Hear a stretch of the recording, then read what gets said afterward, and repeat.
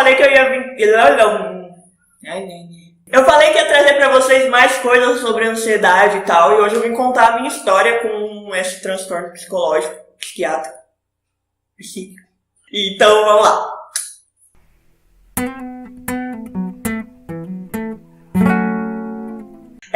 Eu fiz um roteiro aqui pra eu não esquecer, tá, gente? Da história, que é um pouco comprido. Eu já tinha tido alguns altos e baixos na minha infância a respeito do meu emocional. Eu sempre fui muito sensível, muito intensa.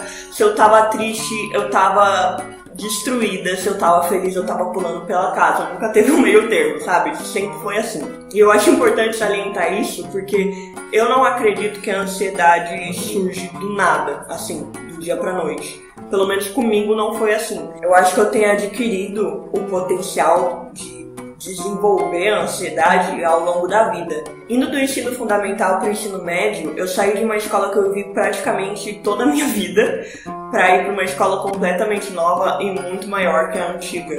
E isso por si só já foi um baque bem grande. Só que eu sempre tentei ter um olhar mais otimista a respeito disso, então não foi tão ruim.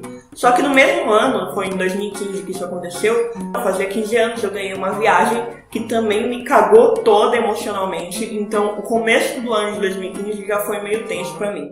Inclusive, a história dessa viagem vai ter que ter um vídeo só pra ela, porque é uma puta história fodida, foi um puta momento da minha vida, da vida de toda a minha família, que precisa de um vídeo único, exclusivo, pra falar sobre isso. Então eu tava lá, toda bonita, maravilhosa, fazendo amigos da minha escola nova, conhecendo professores e, claro, aqui ó, me lascando toda. Porque essa escola tava num nível muito maior do que a antiga. Então tinha matérias que os professores estavam aplicando de coisas que já era pra eu ter visto e eu não fazia ideia do que era. E mesmo gostando muito de estudar, eu fiquei meio maluca já nessa época. Isso fazia eu ficar constantemente pensando nos meus compromissos, nas minhas tarefas. Mesmo que fosse sexta-feira, mesmo que fosse sábado, eu tava pensando nisso. Aí no ano seguinte, eu já tava um pouco mais preparado. Então eu já tinha me organizado um pouco mais, já tinha feito mais planos. Pra que isso?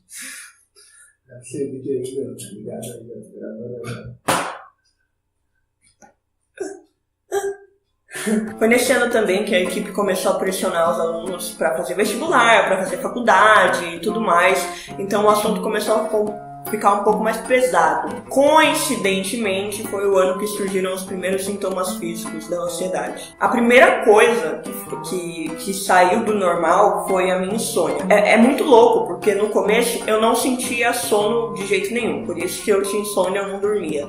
Depois, à medida que foi se agravando e à medida que eu fui deixando de dormir também, eu sentia sono, mas eu não conseguia pregar o olho. Alguma coisa na minha cabeça ficava falando o tempo todo que eu não deveria dormir. Eu deveria estudar, limpar a casa, ler algum livro, mesmo que fosse, sei lá, 2 horas da manhã. Dormir era perda de tempo. Isso é doentio. Eu também comecei a ter enjoos constantes. Por incrível que pareça, esses enjoos não cortaram meu apetite, muito pelo contrário. Eu tinha enjoo o tempo todo e comia o tempo todo, mesmo sem estar com fome.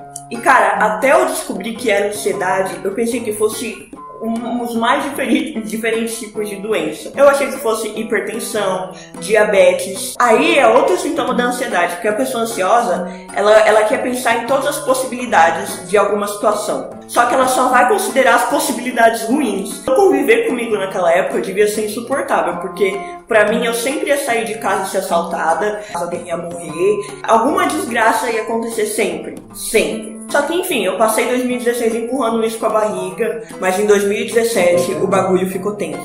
Foi a minha mãe que surgiu com a sugestão de que eu tivesse com um quadro de ansiedade, e eu devo admitir que no começo eu não dei nem um pouco de atenção, porque era tão real o que eu sentia, era tão físico, que eu achava que não podia estar ligado a uma doença psicológica, mas estava. Aí eu comecei a buscar por terapias alternativas, chá, floral, e eu nem posso dizer, infelizmente, eu nem posso dizer se isso funciona ou não, porque eu fiz tudo errado, eu fazia tudo errado, tomava tudo errado. E também foi um ano que coincidiu de eu abusar muito do meu corpo. Era o meu último ano no ensino médio, além da formatura, estava chegando também os vestibulares. Eu comecei a tomar café 24 horas por dia, eu dormia de 4 a 6 horas por dia. E eu só dormia nos finais de semana depois dos simulados e se meu namorado estivesse comigo.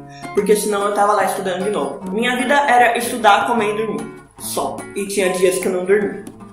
Funcionou, meus amores? Claro que não! No final das contas eu não consegui absorver novas informações, então por mais que eu estudasse, aquilo ia pra puta que pariu, porque eu tava exausta emocionalmente, mentalmente, fisicamente, e ainda consegui um puta de um resfriado no dia do Enem. Então não funcionou. Não tem.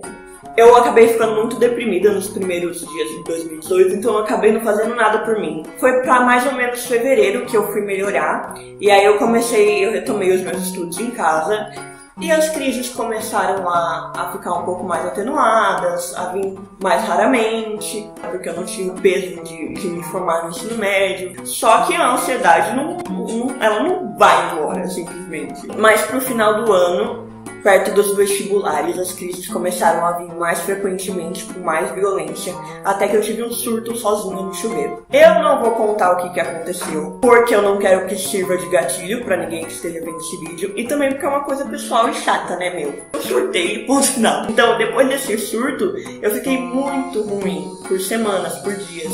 E aí eu decidi contar pra minha mãe o que tinha acontecido, como que eu tava me sentindo, e etc. E foi quando nós decidimos procurar ajuda médica. Comecei a fazer o tratamento via oral, e mais pra frente eu vou começar a fazer terapia. Meu Deus, já é 2 horas, meu remédio. Puta merda. Eu comecei a fazer o tratamento direitinho. Meu Deus, o remédio! Anticoncepcional. Eu tomando anticoncepcional hoje, garotos. Meu Deus, então, por favor. Enfim, a minha vida mudou muito desde que eu comecei a fazer o tratamento. E eu quero fazer o acompanhamento desse meu tratamento aqui no canal, quero mostrar como é que tá sendo. Só que como eu ainda não comecei a terapia, eu ainda não vou falar disso agora. Eu vou deixar mais pra frente quando eu estiver falando com o psicólogo e tal, que aí eu posso falar de todo o tratamento completo. Se você quer receber mais vídeos como esse, você sabe que é só se inscrever. Se esse vídeo foi útil pra você, deixa aquele gostei aqui embaixo pra mim saber que eu tô indo pelo caminho certo. E claro, fica à vontade pra usar os comentários pra falar das suas experiências, perguntar coisas sobre ansiedade e até contar a sua própria história se você se sentir à vontade, tá bom? Até semana que vem. Tchau!